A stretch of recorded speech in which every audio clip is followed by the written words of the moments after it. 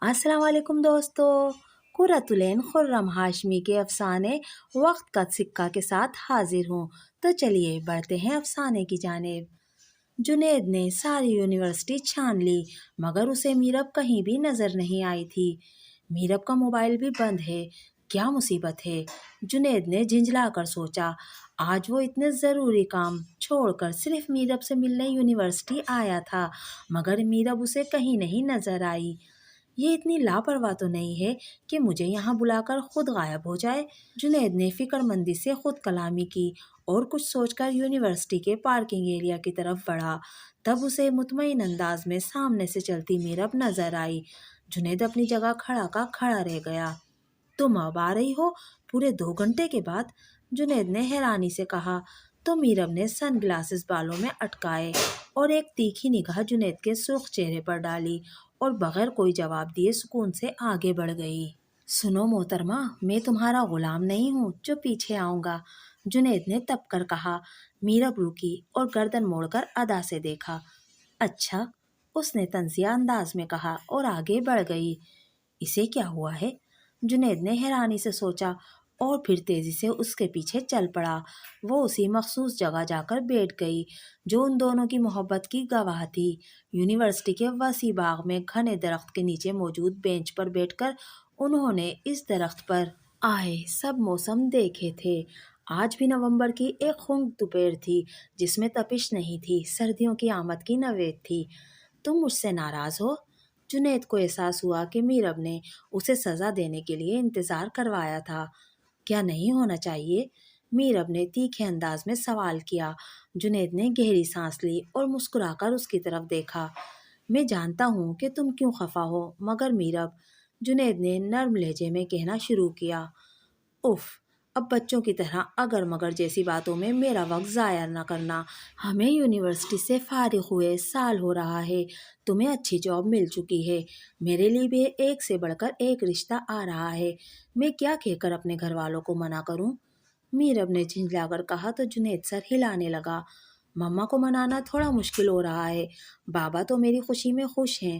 جنید نے سنجیدگی سے اپنے گھر میں جاری سرد جنگ کا ذکر کیا۔ جنید، تمہاری مما کبھی مانیں گی بھی یا نہیں؟ میرب نے پریشانی سے کہا تو جنید نے سر اٹھا کر اپنے اوپر پیلے پتوں سے سایہ کیے درخت کی طرف دیکھا۔ اے بوڑھے درخت، بہار آنے کو ہے، صبر کر، نہ مر، ضرور مان جائیں گی، ابھی وہ صرف میری پسند کا سن کر پریشان ہیں، جنید نے نرمی سے کہا تو میرب نے بے یقینی سے اس کی طرف دیکھا۔ میرب، تم جانتی ہو والدین بھی اولاد کے لیے اس درخت جیسے ہی ہوتے ہیں، چاہے خود مرجھا جائیں، اپنی چھاؤں کو برقرار رکھنے کی کوشش ضرور کرتے ہیں۔ میں چاہتا ہوں کہ تمہیں اس ایمان اور حق کے ساتھ بیاہ کر لاؤں جس کا تم سے وعدہ کیا تھا۔ میں ان سے ضد نہیں کرنا چاہتا، میں انہیں اپنی پسند پر راضی کرنا چاہتا ہوں، پورے دل سے، جنید نے نرمی سے کہا۔ جنید، تم جانتے ہو کہ میرا دل بھی تمہاری جدائی کے خوف سے ان پتوں کی طرح پیلا ہو چکا ہے جو کسی بھی لمحے وقت کی شاخ سے اڑ کر کہیں کھو سکتا ہے۔ میرب نے سر اٹھا کر درخت کے پیلے پتوں کو دیکھتے ہوئے اداسی سے کہا۔ میرب، یقین رکھو کہ خزاں کے بعد جب بہار آئے گی تو یہ پتے ہرے ضرور ہوں گے، شرط صرف اتنی ہے کہ اپنی جڑ سے تعلق بنائے رکھنا، جنید نے نرمی سے کہا تو میرب گہری سانس لے کر کھڑی ہو گئی۔ میری دعا ہے کہ وہ بہار جلد آئے جس میں ہمارے دل کے پتے سرسبز ہوں گے، میرب نے سنجیدگی سے کہا اور وہاں سے چلی گئی۔ جنید گہری سانس لے کر کھڑا ہوا اور پیلے پتوں پر قدم رکھتا آگے بڑھ گیا۔ اڑ ازلتا ابد یہ بتا چار اگر، تیری زنبیل میں نسخہ کیمیائے محبت بھی ہے، کچھ علاج و مداوائے الفت بھی ہے۔ بہو، افتخار احمد نے اپنے سامنے ٹرے میں رکھا دوپہر کا کھانا دیکھا اور پھر سارا کو آواز لگائی جو ملازمہ کو رات میں آنے والے مہمانوں کی خاطر مدارت کی لسٹ سمجھا رہی تھی۔ جی ابا، سارا مصروف انداز میں کہتے ہوئے لاؤنج میں آئیں جہاں ان کے ساس سسر دوپہر کا کھانا کھا رہے تھے۔ بہو، میں نے کہا بھی تھا کہ آج روٹی کھانے کا دل نہیں ہے مگر پھر روٹی بنا دی، افتخار احمد نے منہ بنا کر کہا جبکہ سعدیہ بیگم خاموشی سے کھانا کھا رہی تھی۔ ابا جی، رات کو گھر میں شاندار دعوت ہے، رات میں آپ کی پسند کا مٹن پلاؤ ہوگا، اس لیے دوپہر میں نہیں بنائے، سارا نے نرمی سے کہا۔ نہیں تو کیا رات تک میں بھوکا بیٹھا رہوں گا؟ افتخار احمد نے بچوں کی طرح منہ پھلا کر کہا۔ سارا بیٹی، ان کے لیے چاول بنا دو، یہ کھانا نہیں کھائیں گے، سعدیہ بیگم نے نرمی سے کہا تو سارا بڑبڑاتی ہوئی واپس کچن میں چلی گئیں۔ آپ بھی نا، پتہ بھی ہے کہ بہو مصروف ہے، مگر بچوں کی طرح ضد کرنے لگ جاتے ہیں، سعدیہ بیگم نے منہ بنا کر کہا۔ اچھا، جو تم خود بات بے بات سب کو بھگائے رکھتی ہو، میں نے ایک بار کچھ کہہ دیا تو اعتراض شروع ہو گئے ہیں، افتخار احمد نے کہا تو سعدیہ بیگم بڑبڑاتی ہوئی کھانے کی طرف متوجہ ہو گئیں۔ ماما پلیز، آپ میری بات سمجھنے کی کوشش تو کریں۔ سارا ساس سسر کے نخرے اٹھا کر کمرے میں آئیں تو جنید، جو آفس سے واپس آ کر اپنے باپ سے خفیہ میٹنگ کر رہا تھا، ماں کو دیکھتے ہی لہجے میں مٹھاس بھر کر منت کرنے لگا۔ سارا نے ایک تیز نگاہ اپنے شوہر وقار پہ ڈالی اور پھر جنید کو گھورا۔ جنید، تم میری بات دھیان سے سنو، میں تمہاری پسند سے اپنی بہو ہرگز نہیں لاؤں گی، سارا نے دو ٹوک انداز میں کہا تو جنید نے باپ کی طرف دیکھا، جنہوں نے نرم مسکراہٹ کے ساتھ حوصلہ بڑھایا تھا۔ مما، آپ ایک بار میرب سے مل تو لیں، پھر جو فیصلہ کرنا ہو کر لیجیے گا، اس طرح بغیر دیکھے بغیر ملے آپ اسے ناپسند کیسے کر سکتی ہیں؟ جنید نے سنجیدگی سے سوال کیا۔ تم اپنی ماں سے سوال کرو گے؟ دیکھا آپ نے اپنے لاڈلے بیٹے کو، اکلوتا ہے تو اس کا مطلب یہ ہے کہ اپنی مرضی چلائے گا، سارا نے تب کر کہا۔ سارا، ویسے تم بھول رہی ہو کہ جنید ہمیشہ سے تمہارے زیادہ قریب رہا ہے، جبکہ دونوں بیٹیاں میرے قریب رہی ہیں، وقار نے فوراً جتایا تھا۔ اف، اب یہ موقع ہے ایسی باتیں جتانے کا، دونوں بیٹیوں کی جہاں شادی کی انہوں نے سر جھکا دیے، اسے کیا مسئلہ ہے؟ سارا نے غصے سے کہا۔ یہ مبتلا محبت ہے، بس اتنی سی بات ہے جو تمہیں سمجھ میں نہیں آ رہی، وقار نے مسکرا کر کہا۔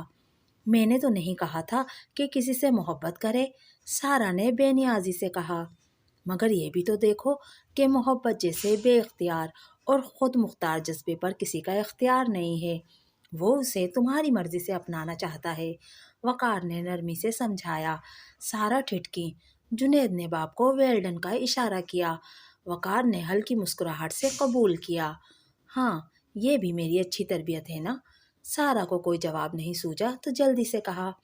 تربیت اور محبت کہیں ایک دوسرے کے آمنے سامنے نہ آ جائیں، وقار نے آنے والے وقت سے ڈرایا تھا۔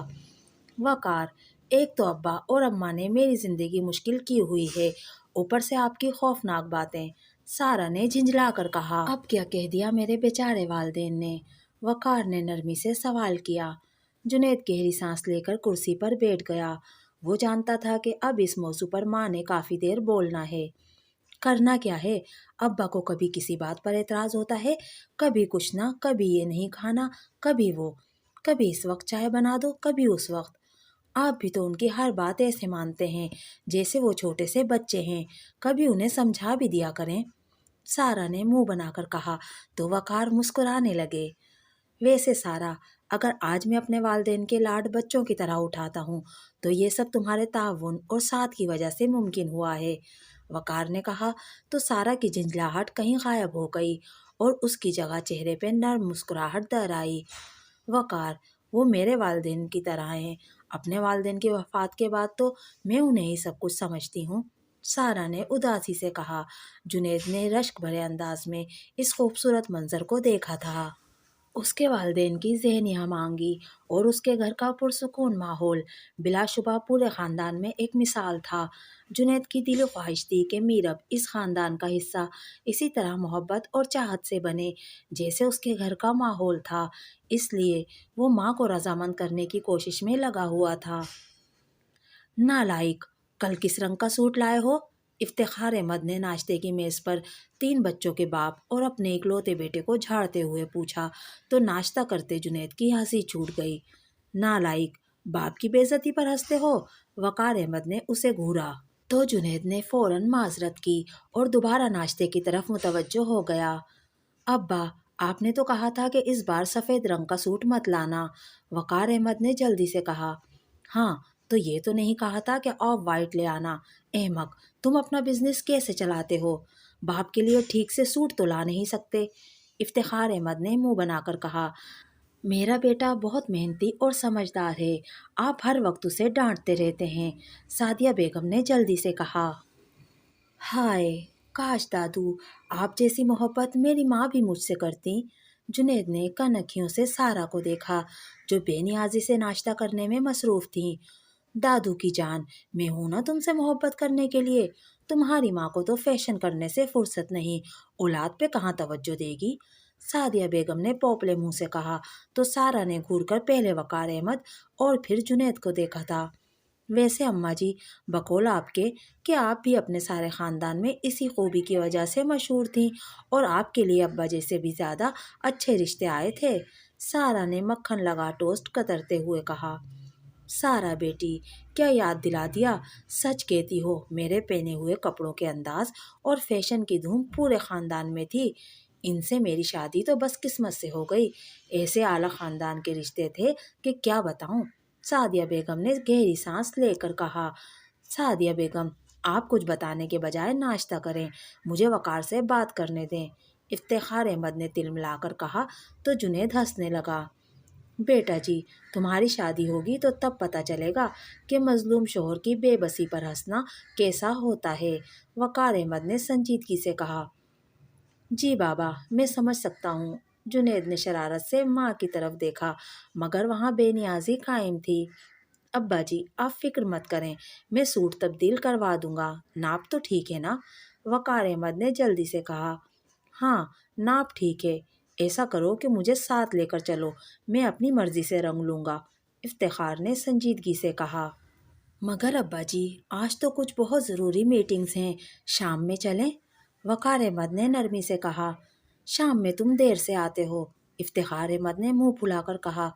اچھا ٹھیک ہے، میں لنچ بریک میں آپ کو لینے آ جاؤں گا، یہ ٹھیک ہے؟ وقار احمد نے جلدی سے کہا۔ تمہارا لنچ بریک میرے دوپہر کے کھانے سے پہلے ہوتا ہے یا بعد میں، تاکہ میں پہلے کھانا کھا لوں؟ افتخار احمد نے فکر مندی سے کہا۔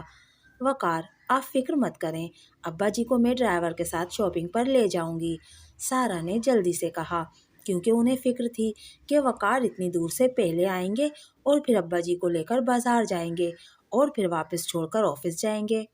کڑیے، دماغ ٹھیک ہے کیا؟ افتخار احمد اپنی سونی بہو کے ساتھ مردوں کی دکان پر جائے گا، آرام سے گھر بیٹھو، افتخار احمد نے باروب انداز میں کہا تو جنید کے کہا لگا کر ہنس پڑا، سارا کا چہرہ بھی سرخ ہوا تھا۔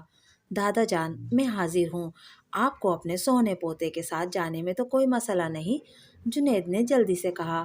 ہاں، تم بھی ٹھیک ہو، مگر وقار کو پتا ہے کہ مجھے کیا پسند ہے، افتخار احمد کی سوئی وہیں اٹکی ہوئی تھی۔ آپ کیا بچوں کی طرح ضد میں پڑ گئے ہیں، سعدیہ بیگم نے چڑ کر کہا۔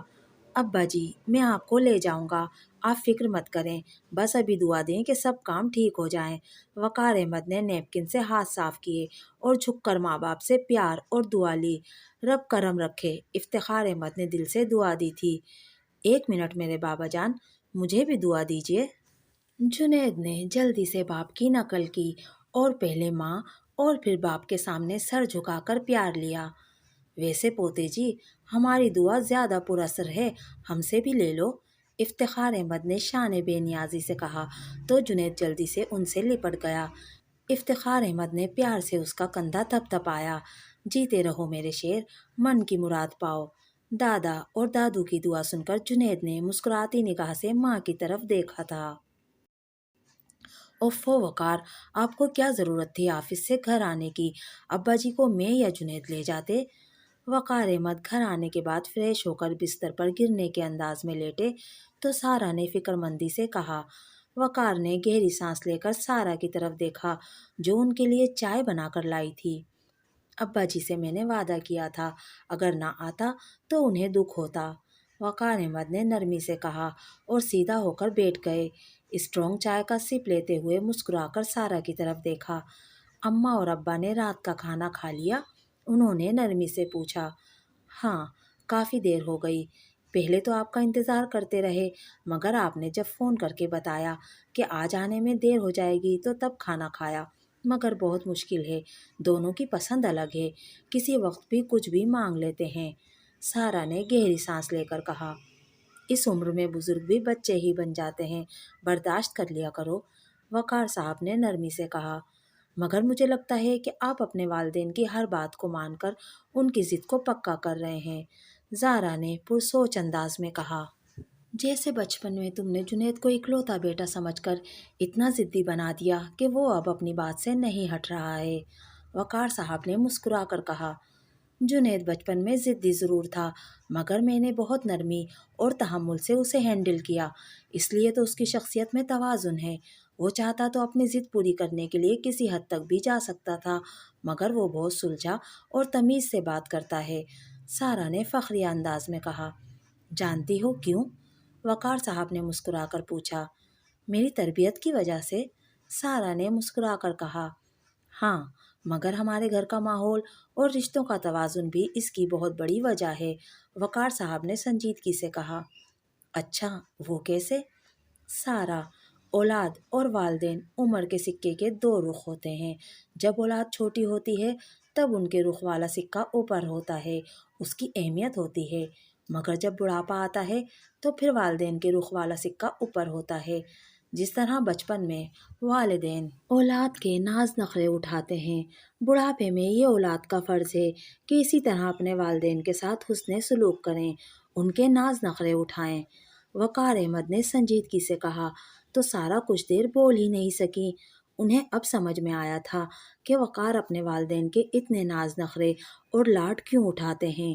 سارا کے دل میں اپنے شوہر کی عزت اور محبت مزید بڑھ گئی تھی۔ بہو، میرے بچپن کا دوست سجاد ملک عرف سجو ہے نا؟ افتخار احمد نے چائے کا گھونٹ بھرا اور موبائل استعمال کرتی سارا کو پکارا۔ سارا نے چونک کر دیکھا۔ ابا جی، وہ جن کے پوتے کی شادی میں ہم گاؤں گئے تھے؟ سارا نے پریشانی سے پوچھا تو افتخار نے جلدی سے سر ہلا دیا۔ ہاں، وہ ہی سجو، وہ اپنی لاڈلی اور اکلوتی پوتی کے لیے شہر کا پڑھا لکھا اور قابل لڑکا چاہتا ہے، مجھے رشتہ ڈھونڈنے کا کہہ رہا تھا۔ اب میں بچہ تو ہوں نہیں، اس کا اشارہ سمجھ گیا ہوں، افتخار احمد نے کہا تو سارا کے چہرے پر ہوائیاں اڑنے لگیں۔ آئے ہائے، سجو بھائی کے خاندان میں تو تعلیم حاصل کرنے کا رواج ہی نہیں ہے، ہم کیوں اپنے پڑھے لکھے پوتے کی شادی وہاں کریں؟ سعدیہ بیگم نے منہ بنا کر کہا۔ سجو بتا رہا تھا کہ اس کی پوتی نے 8ویں پاس کر لی ہے، میٹرک کا امتحان دیا تھا مگر پاس نہیں ہو سکی، یوں سمجھ لو کہ میٹرک تک تو پڑھی لکھی بچی ہے۔ افتخار احمد نے فراغ دلی سے 8ویں پاس کو میٹرک پاس بنا دیا تھا۔ بہو، اس ہفتے گاؤں چلتے ہیں تاکہ آگے بات چیت کر سکیں، افتخار احمد نے کہا تو سارا نے پریشانی سے ساس سسر کی طرف دیکھا۔ وہ ابا جی، مجھے تو کوئی اعتراض نہیں، مگر آپ کا پوتا کسی کو پسند کرتا ہے، آپ وقار سے پوچھ لیں۔ وقار احمد جو اپنے دھیان میں لاؤنج میں داخل ہوئے ایک دم چونک گئے۔ اس احمق سے کیا پوچھوں، اس نے تو اپنے رشتے کے لیے کوئی رائے نہیں دی تھی، یہ تو ہماری عقل مندی تھی جو تمہیں پسند کر کے لائے، افتخار احمد نے منہ بنا کر کہا تو وقار زیر لب مسکرا دیا۔ ابا جی، میں بھی آپ کی طرح اپنے بیٹے کی بیوی خود ڈھونڈ کر لاؤں گا، وقار احمد نے پرعزم انداز میں کہا۔ بیٹا، میں ابھی زندہ ہوں، اس گھر کے سارے فیصلے میں خود کروں گا، تمہیں کوئی اعتراض ہے تو بتا دو، افتخار احمد نے سخت انداز میں پوچھا۔ مجھے کیوں اعتراض ہونا ہے، آپ لاڈلی بہو سے پوچھ لیں، وقار صاحب نے اطمینان سے کہا اور چائے کی طرف متوجہ ہو گئے۔ افتخار احمد نے سوالیہ نگاہوں سے سارا کی طرف دیکھا تو وہ بوکھلا گئیں۔ ابا جی، آپ کا حکم سر آنکھوں پر، مگر میرے خیال سے ایک بار جنید کی پسند بھی دیکھ لیتے ہیں، اگر وہاں بات نہ بنی تو آپ کے دوست سجو انکل کی پوتی تو ہے ہی، سارا نے جلدی سے کہا تو افتخار احمد سوچ میں پڑ گئے۔ ہاں ٹھیک ہے، اس میں اتنا سوچنا کیا، میرے پوتے کی پسند پہلے، سعدیہ بیگم نے گھور کر اپنے شوہر کی طرف دیکھا تو انہوں نے سر ہلا دیا۔ سارا نے گہری سانس لی، وہ سجاد ملک کی حویلی کا ماحول اور طور طریقے دیکھ چکی تھی، اس لیے انہیں اپنی اکلوتی بہو وہاں سے لانے کے خیال سے ہی ان کا دل بند ہو رہا تھا۔ اللہ کرے میرب میری امیدوں پر پوری اترے، ورنہ، سارا نے فکر مندی سے سوچا تھا۔ बड़े और खूबसूरत ड्राइंग रूम में मीरब सर पर दुपट्टा अटकाए हल्के से मेकअप के साथ घबराई हुई बैठी थी। सारा को पहली नज़र में ही मीरब की खूबसूरती ने मुतासिर किया। फिर उससे बातचीत करके उनका दिल मुतमईन हो गया था। जबकि आज जुनैद के चेहरे की खुशी ही अलग थी। वो मीरब के बाप और भाइयों के दरमियान बैठा मुस्कुरा रहा था। वक़ार अहमद और इफ्तिखार अहमद मीरब के घर वालों से मिलकर पूरी तरह मुतमईन थे। भाई, मेरे ख्याल से दोनों तरफ से सब राजी हैं, तो फिर देर किस बात की सादिया बेगम? इफ्तिखार अहमद ने बीवी को मुखातिब किया तो उन्होंने सर हिलाते हुए सारा की तरफ देखा। सारा ने भी सर हिला दिया। बिस्मिल्लाह, आज से मीरब हमारी हुई। सादिया बेगम ने अपना खानदानी कंगन मीरब को पहनाते हुए माथा चूमकर दुआ दी। मीरब के चेहरे पर बहार के रंगों से ज़्यादा दिलफरेब रंग थे, क्योंकि उसके चेहरे पर मौजूद रंग जुनैद की आंखों में उतरे ख्वाबों के रंगों जैसे थे। जुनैद ने ठीक कहा था कि कल जो पत्ते पीले थे बहार में वही सरसब्ज हो जाएंगे। मुबारकबाद का शोर उठा। सब खुश और मुतमईन नज़र आ रहे थे। एक खूबसूरत शाम का इख्तिताम भी खूबसूरती से हुआ था। जिंदगी जब भी तेरी बज़्म में लाती है हमें, ये ज़मीं चांद से बेहतर नज़र आती है हमें। नालायक, अभी तक चिप्स फ्राई नहीं किए, मैं आज कोक भी पीऊँगा। रात के 2:30 बजे किचन से उठती दबी दबी आवाज़ें खामोशी में वाज़ेह थीं। दादा जान, आपने मुझे क्या अपनी बेगम समझ लिया है जो झटपट चीज़ बनाकर हाजिर कर देगी? सब्र करें, बना तो रहा हूँ। जुनैद ने फ्रीज़र से फ्रोज़न चिप्स का पैकेट निकालते हुए किचन के कोने में रखी कुर्सी मेज़ पर बैठे इफ्तिखार अहमद को देखा था। एक तो तुम्हारी वजह से मुझे अपनी प्यारी बहू के सामने सज्जो की पोती के रिश्ते का झूठ बोलना पड़ा, हालांकि उसका रिश्ता तो कब से तय है। इफ्तिखार अहमद ने मुंह बनाकर कहा। दादा जान, हमारी दोस्ती का क्या फ़ायदा अगर आप इकलौते पोते के काम ना आते? जुनैद ने शरारत से कहा। तुम आजकल के बच्चों का क्या मसला है, मर्जी से लड़ झगड़ कर जिद से शादी कर लेते। इफ्तिखार अहमद ने उसे छेड़ा। कैसे कर लेता? हमेशा अपने बाप को देखा है अपने वालिदैन के नाज नखरे उठाते, उनकी हर बात हर जिद को नरमी से मानते हुए। जो चीज़ बचपन से देखता आ रहा हूँ उसे चाहकर भी नज़रअंदाज नहीं कर सकता था। जुनैद ने गरम तेल में दूर से एक चिप्स ऐसे फेंकी जैसे दूर से बास्केट में बाल फेंकते हैं। गरम तेल उछला तो जुनैद तड़प कर पीछे हटा। दादा जान, ये काम आप कर लें, अगर मेरा हाथ या चेहरा जल गया तो दूल्हा बनकर अजीब लगूंगा। जुनैद ने जल्दी से पैकेट इफ्तिखार अहमद की तरफ बढ़ाया। आप दोनों लाउंज में जाएं, मैं बनाकर ले आती हूँ। सारा की संजीदा आवाज़ पर दोनों ने घबराकर पहले दरवाजे में खड़ी सारा और उसके पीछे सर खुजाते वक़ार अहमद को देखा था। नालायक, बता नहीं सकते थे कि बहू आ रही है? इफ्तिखार अहमद ने बेटे की खिंचाई की और फिर बारोब अंदाज में चलते वहां से चले गए। जुनैद ने घबराकर माँ की तरफ देखा, मगर सारा के चेहरे पर हल्की सी मुस्कुराहट थी। सारा ने पास आकर जुनैद का माथा चूमा। जुनैद, तुम्हारे बाबा ने एक बार कहा था कि जब उम्र का सिक्का वक्त की खला में उछाला जाए तो जो रुख ऊपर होता है उसी की मानी जाती है। जैसे बचपन में औलाद की मानते हैं और बुढ़ापे में ये हक वालिदैन का बनता है कि उनकी मानी जाए। मगर आज तुम्हारी वजह से मैंने जाना कि एक सिक्का वक्त का भी होता है, जो हमारे हाथ तब आता है जब हम उम्र के सिक्के को ठीक से इस्तेमाल करना सीखते हैं। तुम हमारे आने वाले वक्त का वो खरा सिक्का हो जो दोनों जहानों में हमारे लिए फ़ख्र, सुकून, इत्मीनान और सदका जारिया का बाइस बनेगा। सारा ने अपनी आंखों की नमी तेजी से छुपाई और चूल्हे पर रखे गरम तेल की तरफ बढ़ गई थी। दोस्तों, ये था कुर्रतुलैन खुर्रम हाशमी का अफसाना वक्त का सिक्का। आपको मेरी आज की वीडियो कैसी लगी मुझे कमेंट करके ज़रूर बताइएगा। अगर वीडियो पसंद आई तो प्लीज़ मेरे चैनल को सब्सक्राइब कीजिए।